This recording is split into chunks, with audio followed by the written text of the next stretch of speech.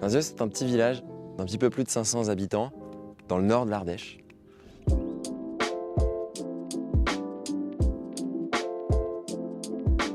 Cette semaine à Vinzieux, on a un chantier avec plein de monde qui sont dans le village. On a des associations, on a des jeunes, on a des habitants du village qui se retrouvent tous pour construire un nouvel espace public, pour aménager un chemin qui va relier le bourg et le hameau de la Maz. Les chantiers conviviaux, c'est une semaine de chantier participatif pour aménager collectivement avec des gens d'ici et d'ailleurs un espace partagé du village. L'objectif, en tout cas, c'est de construire quelque chose, mais aussi, surtout, créer du lien et de la convivialité. Ça réunit différents acteurs. Le premier, bien sûr, c'est la mairie qui nous accueille ici. Donc c'est elle qui va décider du projet qu'on va faire. Ensuite, il y a InSite qui connaît les problématiques et les manières dont on fait du vivre ensemble en ruralité, qui fait le lien partenarial entre les différents acteurs, qui vient faire le lien avec Yes We Camp, qui arrive avec cette méthode-là d'avoir une semaine de convivialité avec des temps de chantier, mais aussi des temps de vivre ensemble.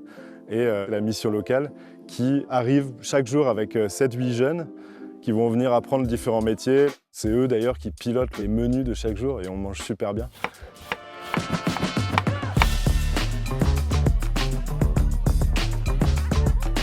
On a préparé une viande de porc avec du chou rouge, du chou blanc, des carottes.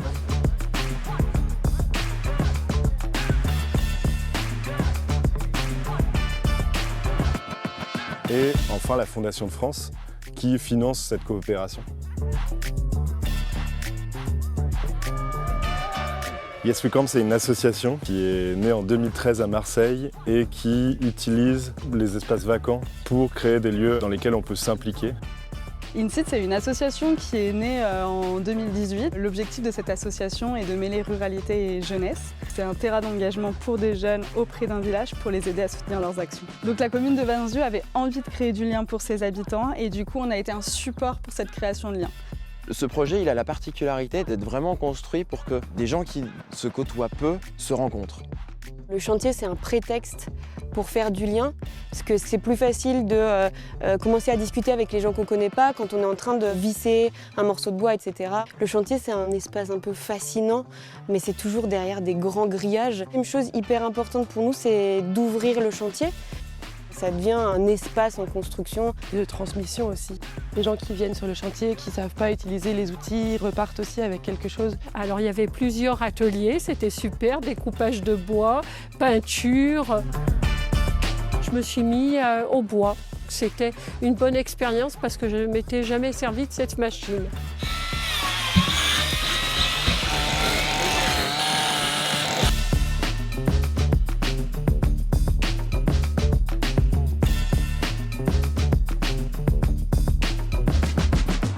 Toute la semaine, j'ai participé. On se réunit, chacun amène quelque chose à manger, barbecue. On est resté dans une ambiance sublime.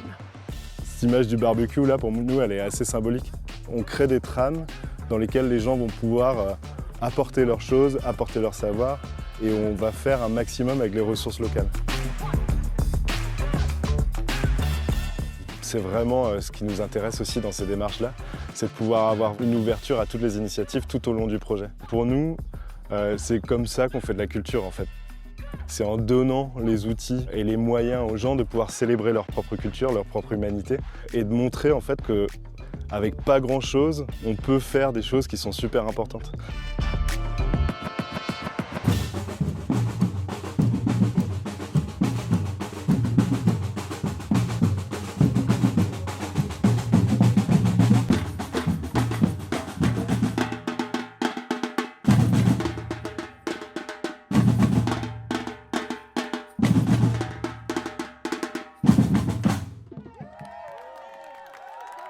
Le fait de vous accueillir, c'est se dire bon, on va se déstabiliser un petit peu, quoi.